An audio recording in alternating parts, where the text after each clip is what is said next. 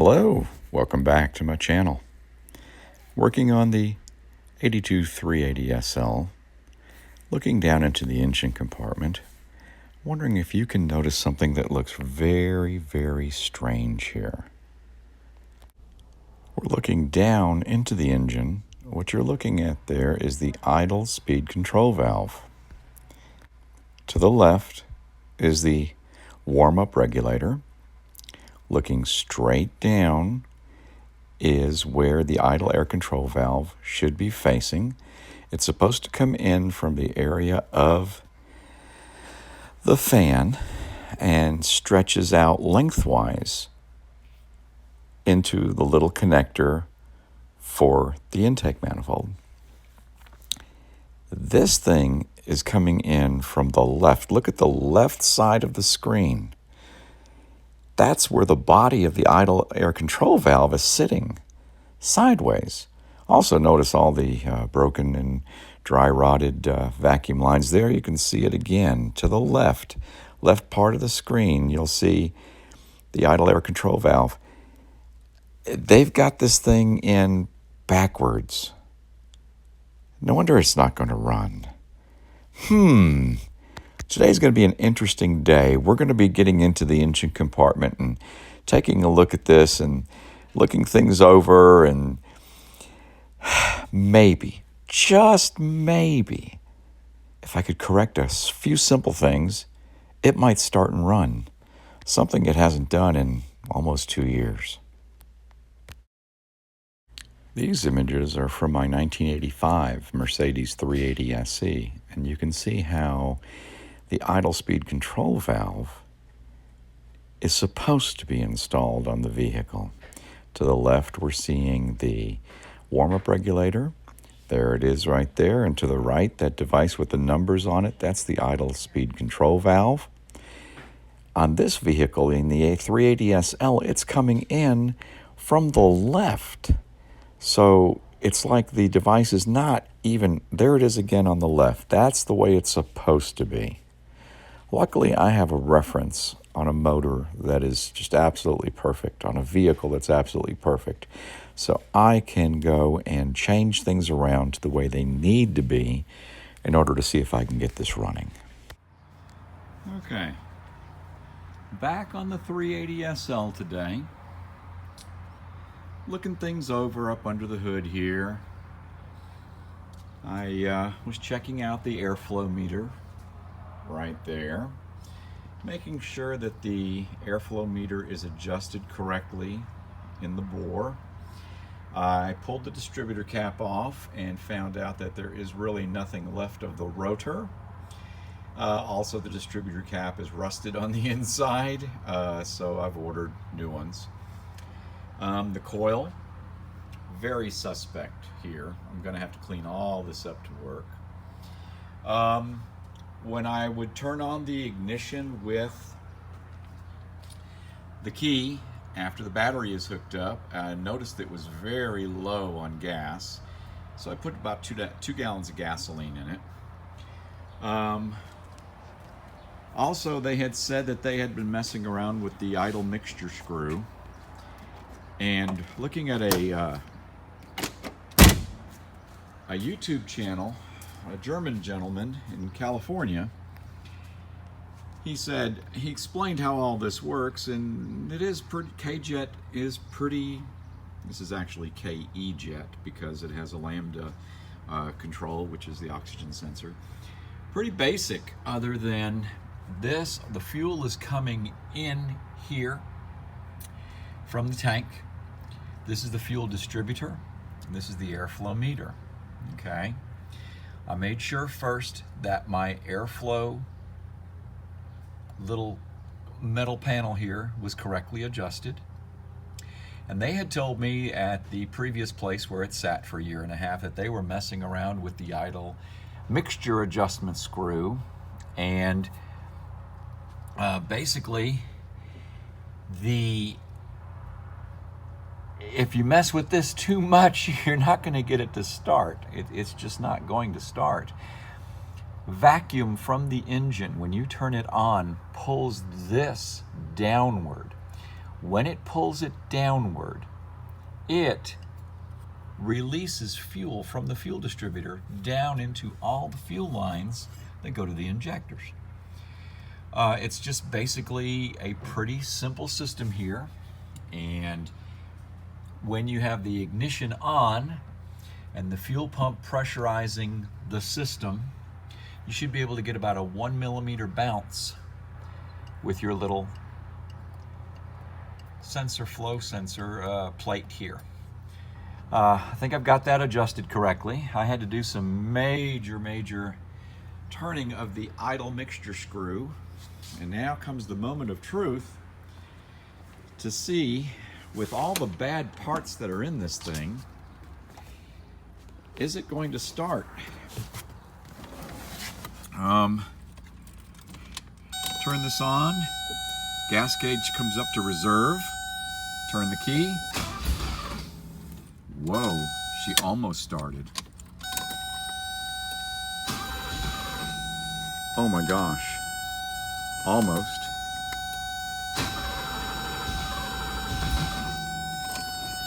Oh, she's trying. She is really trying.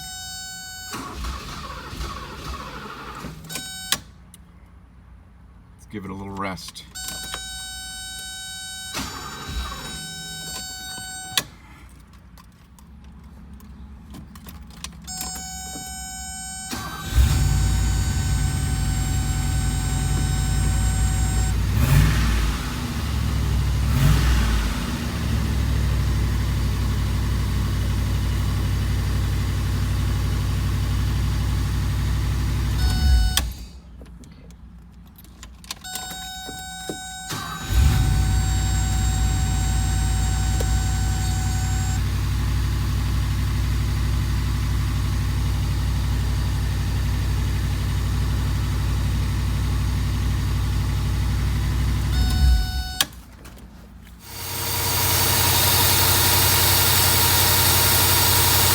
Check it out.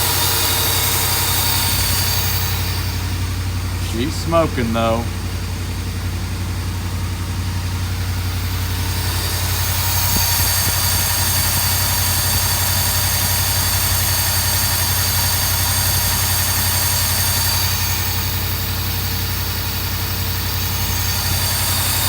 Sounds good.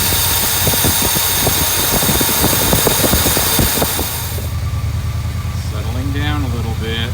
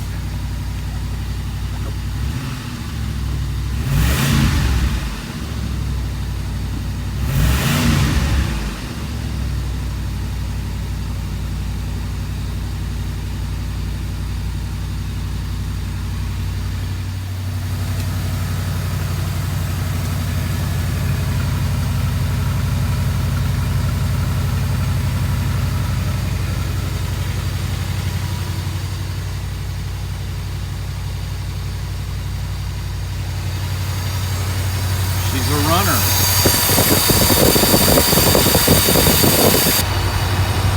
I'll be darned. Wow. I'm sure you noticed from the video that the Benz is running good, but it's idling at 1500 RPM, which is wrong. This little device that I'm filming here right now is the idle speed control module, or little computer. It takes input from the engine from different sensors and adjusts the idle speed control valve to produce an RPM of about 600, I believe, on this Benz. As you can see from it, it looks a little bit wet and a little bit cruddy on the outside. And if you look at the bottom of it where it plugs in, you can see it had gotten some water damage, maybe from sitting outside in the rain and water got in. And I can guarantee inside here that this circuit board is just toast. No wonder it's only idling at 1500 RPM. I'm going to have to take care of this. Probably find myself a remanufactured unit and send this one back in as a core. I've done that on my other Benzes, and I've used Programma before, and I've also used Beckman. Both of them are good companies. Good afternoon. It's time again to work on the SL.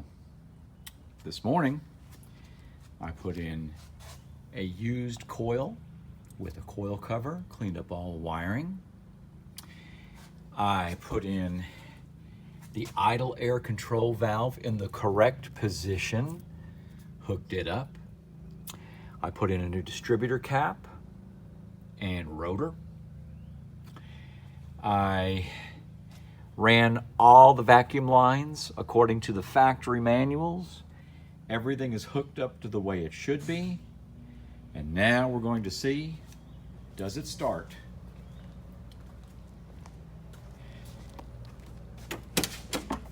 Here we go. Come on.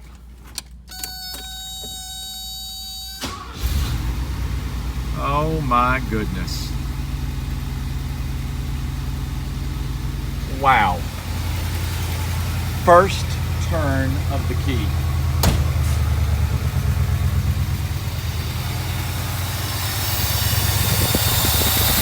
First turn of the key. And she is really running well.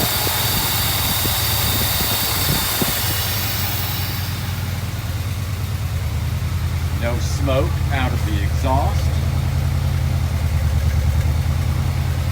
She sounds good.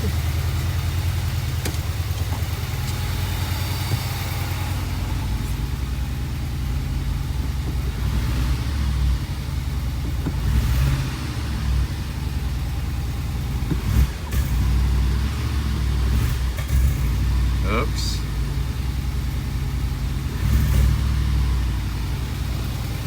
Have to do some adjustments still.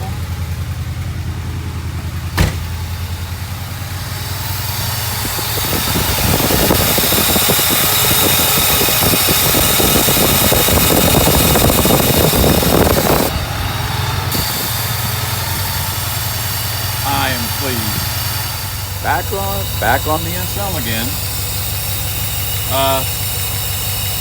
Idle issues. High idle. I thought maybe I had some bad wiring. Basically, I have disconnected the idle speed control module. I have hooked up a 9-volt battery, and I can actually now control my idle speed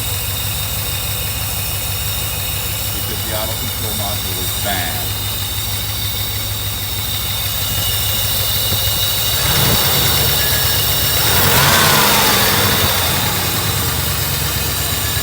It likes to idle fast because there's no electronic control of the idle air valve. I put a 9-volt battery to simulate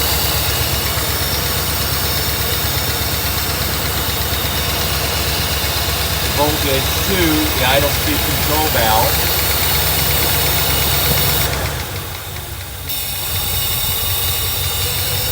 Hit it once, brings it right down to 500 RPM, which is about right. Accelerate a little bit. Gonna open up the idle air control valve. It's idling high again. Touch it with 9 volts.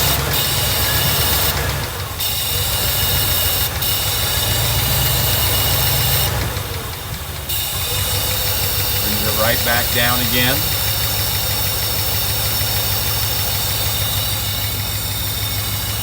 And what was happening was, when the car was completely cold, took the battery up, turned the ignition key on, I had 12 volts at the two pins that go to the idle air control valve. When the idle control module warmed up a little bit, it was shorting out, and I was just only 0.8 volts to the idle control valve. So following the Mercedes service manual, what's supposed to happen is, at normal idle, that idle air control valve should be pulling 5 plus or 1 minus volts. So either 6 to 4 volts, 4 to 6 volts to control the idle air control valve. I was getting 0.8 volts. I had to figure out, okay, I didn't want to stick 12 volts on it, so I used a 9-volt battery. And just went to some pins and just touched it. And speed's not bad. It's just that when you accelerate, everything opens up again, idle air control valve opens up, air runs through, and your idle then stays high. The idle control module controls that by varying the voltage going to the idle control valve. My idle control valve is fine. It works great. So I have ordered a remanufactured idle control valve module, and we'll wait for that to come in. Another day working on the SL. I got the battery hooked up, lights worked, turn signals did not work, flashers did not work. What did I think?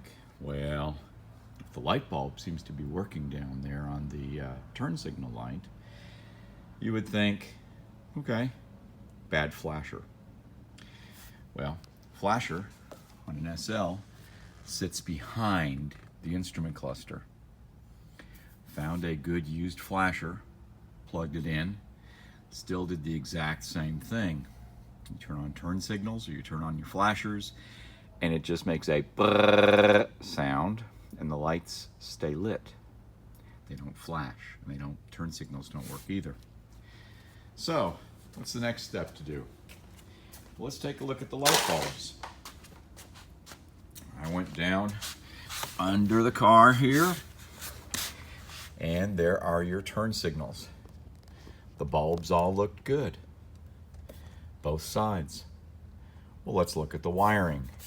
I came down to the driver's side here, and I peeled back some of the insulation and found that the black ground wire was completely cut through, and the other 2 wires that are going there have slits in them also.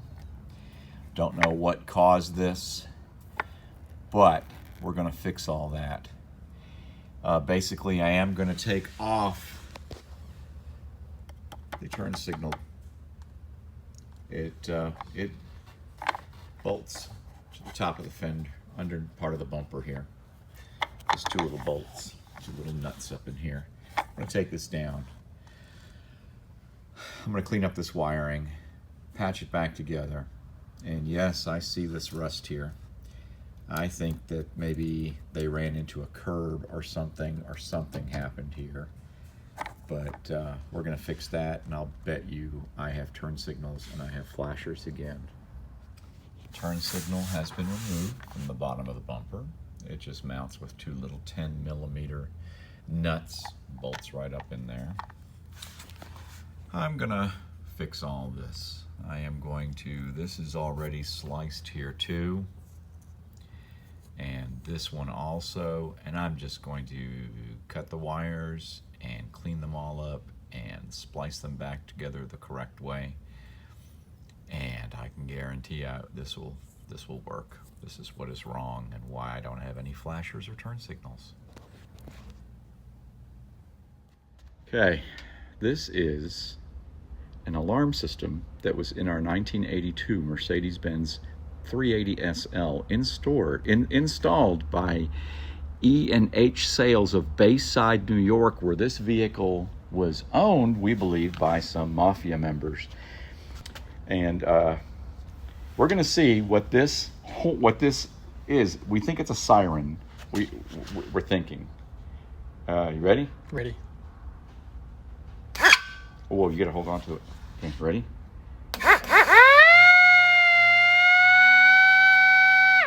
Now that was... Okay, flasher is in, wiring corrected, and as you can see, I have flashers. And here are the backlight with flashers. Wow. I am slowly but surely fixing all the little things that need to be fixed. And the front flashers. Yes, I am excited. Well, a lot has happened in this video. It starts, it runs. I've identified a bad idle control module.